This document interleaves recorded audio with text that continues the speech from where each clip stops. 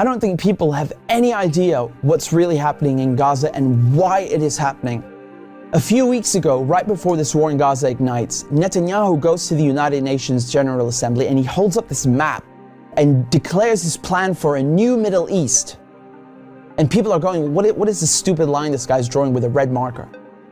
What it is an economic corridor that stretches all the way from India to the United Arab Emirates, into Saudi Arabia, into Jordan, Israel, and then finally to the entire European continent. I mean, the United States at this point, seeing their influence starting to fade, seeing the relevance of the dollar recede after they stole $300 billion from Russia. You have all these spooks in Washington and Tel Aviv, running around desperately trying to counter BRICS and counter China's new Silk Road. And this is their answer. This is a rival to the new Silk Road. Remember, the ancient Silk Road is the largest, most important trade route in human history. This thing is enormous. It stretches all the way from China to Syria to the Mediterranean Sea. The Chinese know how important this thing is and they want to revive it. It is the future of world economics, trade, and politics. Within the span of a few weeks, Iran and Iraq have signed a railway deal. So now you have a rail link for the new Silk Road. And President Assad of Syria, who the West have been trying to isolate for over a decade, is now visiting China, the world's largest economy, and signing a strategic partnership. This is pivotal. So now the new Silk Road has rail access all the way to the Mediterranean Sea through Syria's port in Latakia. So not just land, but maritime trade. This is crucial. And as enormous and important as all of this is just one aspect. This is just one aspect. You still have the gas. How can we talk about the Middle East without talking about gas and oil?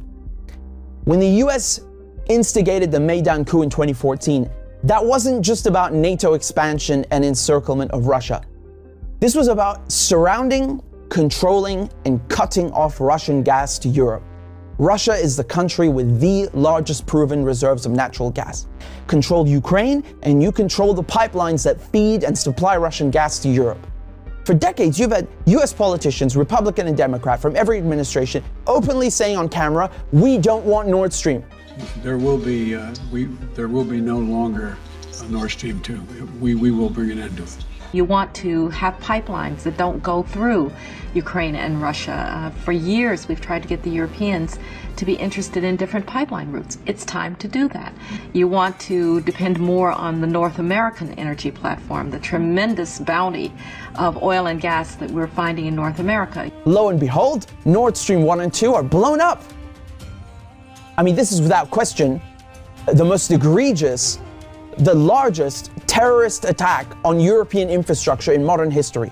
There are only 3 countries on this planet that can pull this off. They are Russia, Britain, and the United States. And let me tell you, it was not Russia. You combine that with the sanction packages from the European Union, banning Russian oil and gas. I mean, talk about shooting yourself in the foot. So now there's no more Russian gas coming into Europe. And just like that, the United States have achieved a long-standing foreign policy objective. Now, the only other country with enormous gas reserves, the second largest in the world, is Iran. Iran signed the nuclear deal in 2015 and 2016. They're complying in every way imaginable. The IAEA at the UN cannot be happier. And then the United States, the guys who orchestrated the whole deal, go back on their word and they rip it up just like that and reimpose sanctions on Iran. So now Iran is barred from selling its oil and gas to Europe and others. So Russia and Iran, the 2 countries with the largest gas reserves, are out of the picture. Then Israel, all of a sudden, proposed themselves as a solution to the European Union's gas shortages. Take our trilateral energy, for example, that we closed in June with Egypt and Israel. It has played an important role in our strategy to get rid of the Russian fossil fuels. How convenient. How convenient.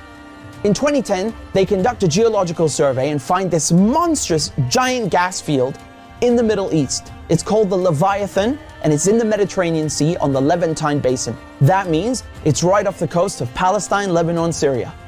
Syria initially declines offers over its gas reserves and simultaneously refuses to lay pipes for a Qatari gas project. What a coincidence! Barely a year later, war breaks out in Syria. And who's funding it?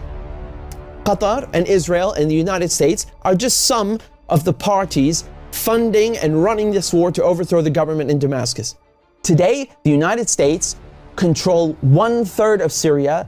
They control all of Syria's oil fields, and Israel is bombing Syria's most vital port, Latakia, on a regular basis. So they're cutting off all the oil revenue and destroying, crippling any maritime activity, such as trade, such as gas exploration. Another major port on the Levantine coast is in Beirut, which mysteriously explodes in 2020. And so Israel, proposing itself as a solution to Europe's gas shortages, shows up with an FPSO, this enormous gas extraction vessel, and tries stealing gas from Lebanon's Karish gas field. And, this reignites a huge maritime border dispute. And Israel has to go and beg the United States to solve this diplomatically, because Hezbollah said, if you steal 1 cubic inch of our gas, we will fire our missiles on your ship. Now we come to Gaza. Gaza also has its own unexplored gas field. Gaza is also a concentration camp run by the Israelis, and it's been under siege by Egypt and Israel under naval blockade since 2007. I mean, you can't even fish properly, let alone extract gas. And so now, the Lebanese, the Syrian, the Palestinian ports, they're all out of action, and the only working port left in the coast is the Israeli port on Haifa. I mean, how convenient. This makes Israel the only one able to explore gas and implement an economic corridor like the one that Netanyahu held up at the UN. So in other words, Israel and the United States together killed off all the competition, stole their goods, and cornered the market. But as winter is approaching, Israel desperately needs to get that gas for Europe. But there's no stability. There can never be stability in the region without solving the Palestinian question. And so when Netanyahu shows up at the UN with his brilliant plan, the Israelis thought, oh, it's a done deal. They'll just get Saudi Arabia to normalize ties and thereby extinguish the Palestinian issue once and for all. And that is precisely why they are in Gaza slaughtering Palestinians like crazy, like they're in berserker mode. Israel has bombed Gaza before, but this surpasses anything we've ever seen, which is truly saying something. I mean, this is unhinged, calling people human animals and massacring them. Israel is just hoping the Palestinians will run away in fear into the desert. They've literally said this. They want to put them in the desert. They want people in Gaza to go to the Sinai desert and push the people in the West Bank into Jordan. This is genocide and ethnic cleansing without question. But it also has economic and geopolitical implications. Hamas and the collective resistance, when they found out about Israel's plan and Saudi Arabia's wishes to normalize ties with Israel, which would destroy any hope of a Palestinian state, this forced their hand. It became clear they needed to act and respond immediately, lest Palestine be lost forever. For Palestinians, this is and always has been a matter of life and death, to be or not to be. Either the resistance axis and the global south expel the American and Israeli colonizers from the Middle East, or Israel and the United States will continue occupying the region, choking off the new Silk Road, plundering Syria's oil, and keeping Russian, Iranian, and Arab gas cut off from the world market. This is a decisive moment, and not just for Palestine, because the victors will end up drawing the new map of the world to come. The truth is that the war in Gaza has enormous